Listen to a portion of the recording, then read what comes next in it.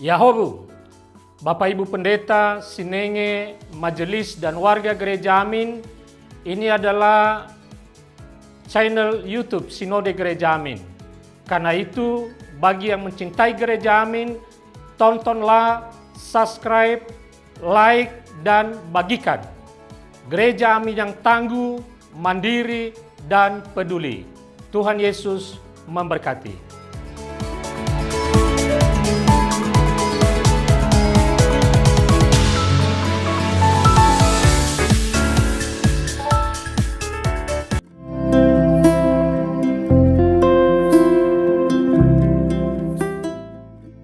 Hai Teens, kembali lagi dalam acara TFC bersama saya Francisco Kenji dan kita akan merenungi bagian dari firman Tuhan.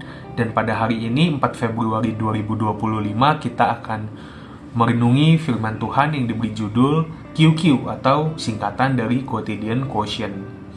Ayat yang menjadi dasar permenungan kita pada hari ini diambil dari Amsal 1 ayat 20-33. Sebelum kita mulai permenungan kita pada hari ini, marilah kita bersama-sama mohon tuntunan dari Tuhan. Kita bersatu di dalam doa. Tuhan, Allah Bapa yang kami sembah, di dalam nama Putra-Mu Yesus Kristus, yang senantiasa mengundang kami ke dalam persekutuan cinta kasih dengan Roh Kudus.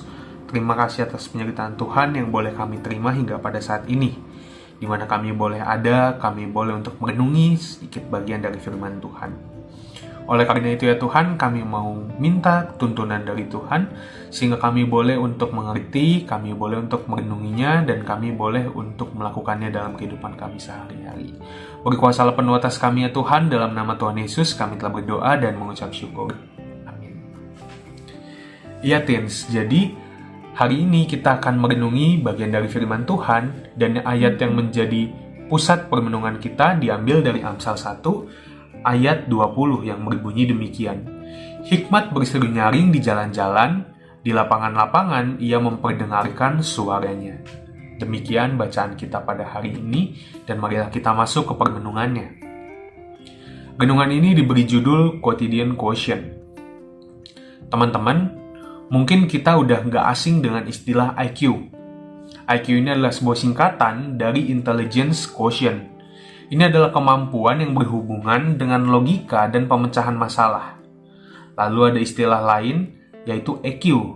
Ini adalah singkatan tentang kemampuan kita memahami dan mengelola emosi serta berhubungan dengan orang lain.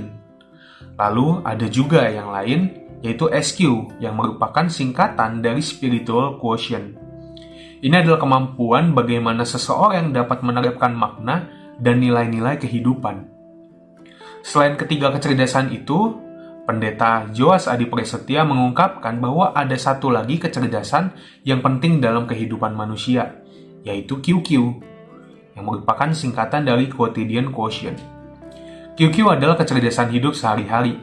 QQ membuat kita dapat menemukan makna dari segala rutinitas kehidupan kita.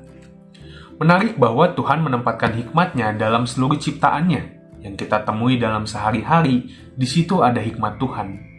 Kitab Amsal secara jelas mengatakan bahwa hikmat itu berseru nyaring di jalan-jalan, di lapangan, di atas tembok, dan di pintu gerbang. Ini bisa kita temui di ayat yang ke-20 sampai 21. Di situ kita bisa belajar bahwa hikmat itu tersedia ada di mana saja. Dengan memperhatikan semut, kita bisa belajar tentang rajin. Seorang pemalas bisa menjadi rajin.